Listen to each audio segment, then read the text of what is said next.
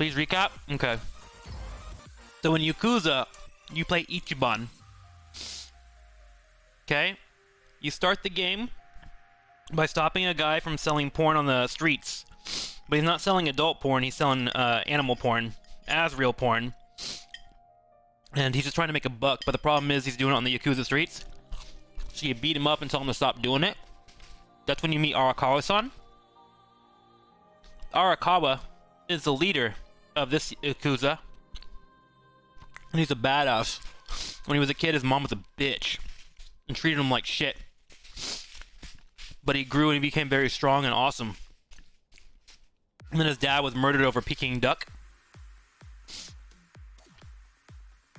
And he became a hard ass and decided to take over the clan that murdered his dad with Peking duck. Over time, Ichiban, the main character, you grow, and you're like a kid that was born in a whorehouse. What's the right word for whorehouse? Sex worker house. But they say whorehouse. I'm just trying to be appropriate. So you're born there, and then you look up to Arakawa-san, and eventually you get caught by a Yakuza gang, and the Yakuza gang is like, you're gonna die, kid, for causing shit. You're nothing but a scum. You were born in a sexual adult house. And then Arakawa is who we yell about. We're like, nah, we know Arakawa, he'll save us. So Arakawa comes over and then saves us by cutting off his finger. Now, whenever he cuts his finger off, he pulls you into the Yakuza. So now you are underneath his umbrella here, right? So you are given the task to watch his son, which is Arakawa Jr. I forget his name, but he's an asshole. Just trust me. He can't walk until he's injected with like the serum into the back of his back, which gives him the power to walk. And then he winds up doing other things. We'll talk about that later. What happens is the person that's the right-hand man of Arakawa, I don't know his name, but his, asshole is his name. We'll say asshole. He killed somebody that's from another Yakuza clan, and you're not allowed to straight up kill people from the Yakuza clan without proper authority figures coming in, right? And so he just gets angry and upset and just straight up kills the guy. And Arakawa's like, holy shit, man, we gotta fix this. So they have to give a fall guy, and you become the fall guy. So you go into jail for 20 years, and then you become big Ichiban. Big Ichiban. You grow out your hair, you get some muscles, etc. You come back 20 years later, and the moment you come out of jail, you're like, shit, I gotta find Arakawa. So from there, you go straight over to Arakawa, and you're like, hey man, I missed you. And then Arakawa fucking shoots you. He shoots you right in the chest with a gun. And you're like, what? And then you wake up on chapter 5, and now suddenly you're in a dumpster. I'm not even kidding. You wake up in a dumpster, like your life is over.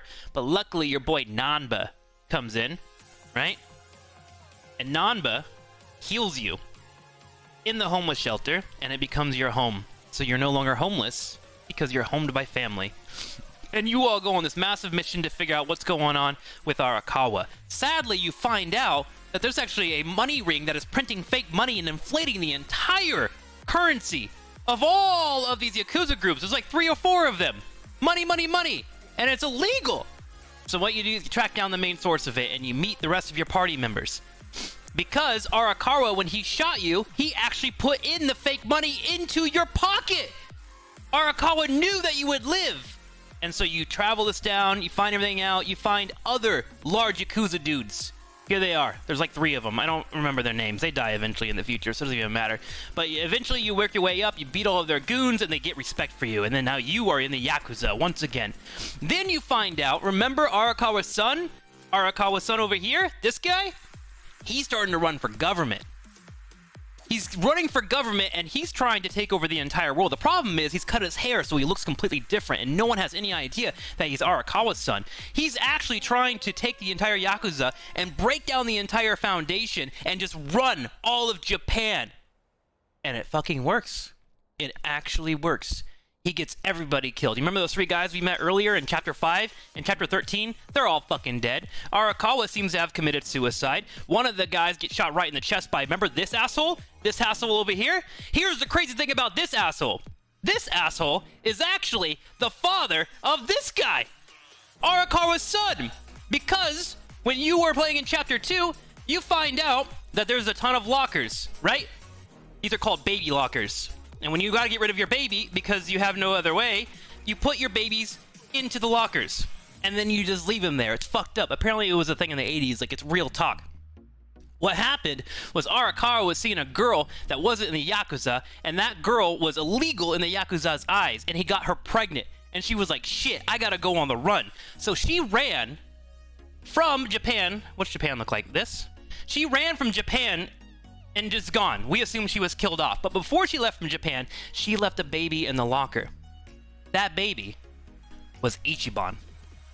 Ichiban was here. The problem was, asshole also got a girl pregnant and was like, I can't do this. I'm irresponsible. I can't be a father. And she was like, I can't be a mother either. We're supposed to be irresponsible. Let's get rid of the baby and go do cocaine. So asshole put another baby in this locker over here.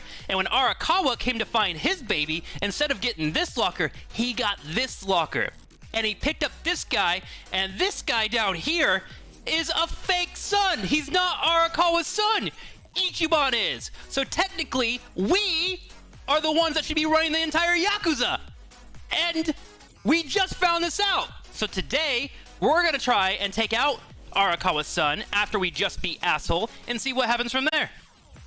This is actually what happened. This is the game. So we'll do that next, chat. It's pretty easy plot to follow.